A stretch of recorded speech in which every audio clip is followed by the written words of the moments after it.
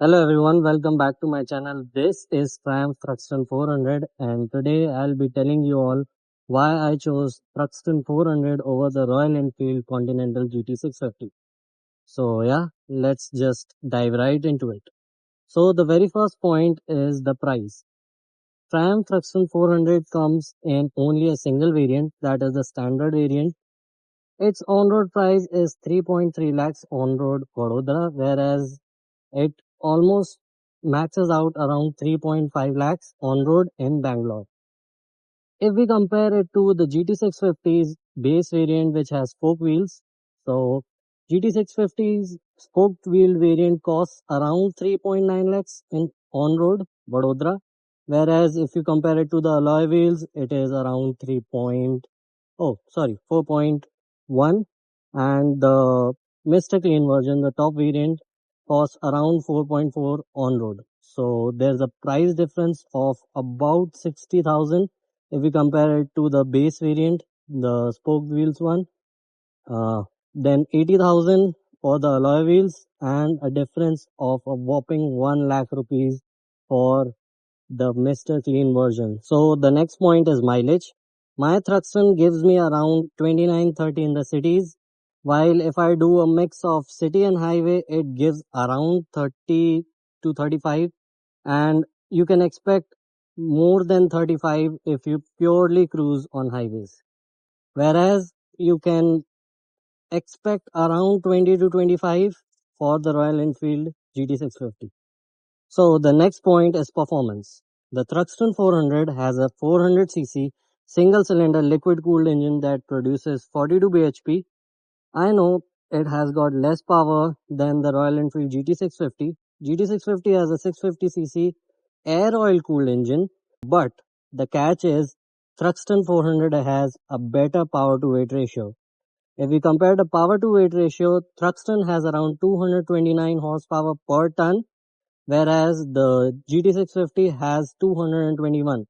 So yeah, even though Thruxton is a little less powerful, but it has got lesser weight to pull. GT650 is a little more powerful, but it has got a more weight to pull. Now that we have compared the power to weight ratios, let's talk about their weight. The Thruxton 400 has 183 kgs of curb weight, whereas the Royal Enfield GT650 has around 214 kgs.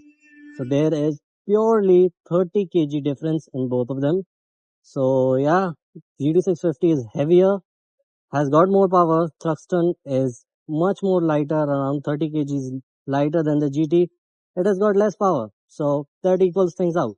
Now let's talk about comfort.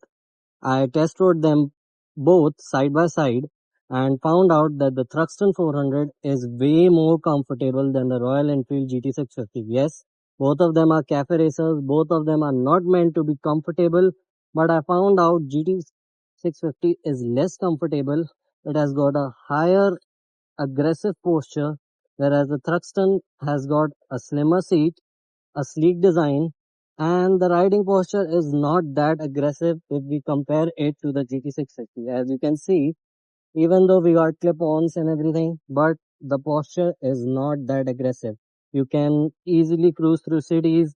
I drive it every day for 50 kilometers, and yeah, you can expect wrist pains for the first time when you're riding it, but with time you can get used to it. So I would again say that the Thruxton 400 is much more comfortable. It is less aggressive than the Royal Enfield Continental GT650. Now let's talk about a point that usually many bikers won't. Is it a beginner friendly bike? Yes, Thruxton 400 is a beginner friendly bike as it has got less weight, a good engine, decent power, and very good looks. It is my first bike. This is the very first bike that I own and I absolutely love it.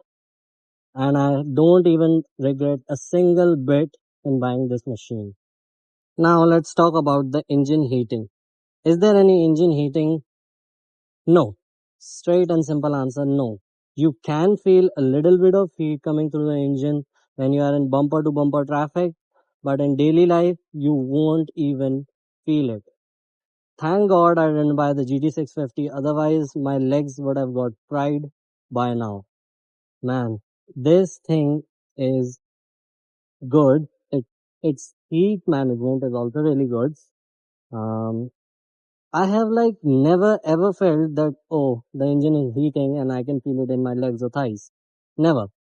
First off, it's a liquid cooled engine, whereas the GT650 has an air oil cooled engine, so better heat management.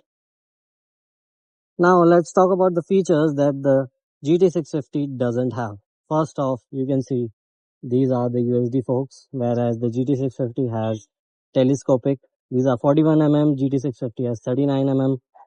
You get traction control, dual channel ABS, traction control is switchable.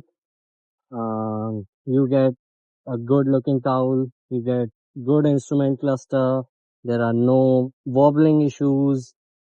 These are the things you will never face in a brand like Triumph. The finishing, the quality of components, everything is pretty good. And yes, of course, the cowl. And here's my final conclusion. The Thruxton 400, according to me, is far more superior than the GT650. I know GT650 got its own fan base. Before this Thruxton 400 even got launched, I was ultimately going to buy it, but when the Thruxton got launched, I was up for it. I knew this is the bike that I wanted. This is the OG cafe racer. I mean, yeah, it's up to you now. If you are a beginner rider wanting a cafe racer that has got good looks, decent power, everything, you want it top notch. So yeah, here's the bike, the Thruxton 400. And if you are an intermediate rider, so you might consider GT650, but yeah, there is ups and downs, both of them in it. Uh, so yeah, that's it. What do you think is a better product, a better bike out of these two? Well, I do think the Thruxton is way better, whether it comes to price, performance, mileage, usability, no heating issues, no wobbling, good electronics, good brakes, good tires, good exhaust. Yeah, everything is just perfect. Well, thank you so much for watching this. I hope you liked it. If you do, please tell me in the comments. Till the time, see you very soon. Thank you.